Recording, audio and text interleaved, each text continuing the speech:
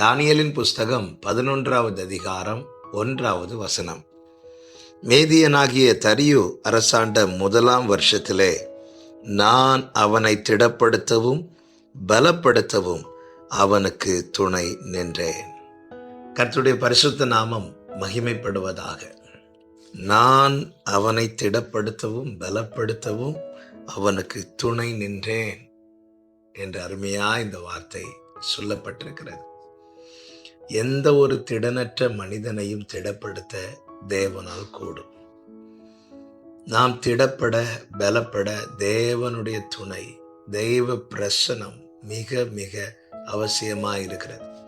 எனவேதான் மோசையை பார்த்து கர்த்தர் சொன்னார், என் சமூகம் உனக்கு முன்பாக செல்லும் என்று.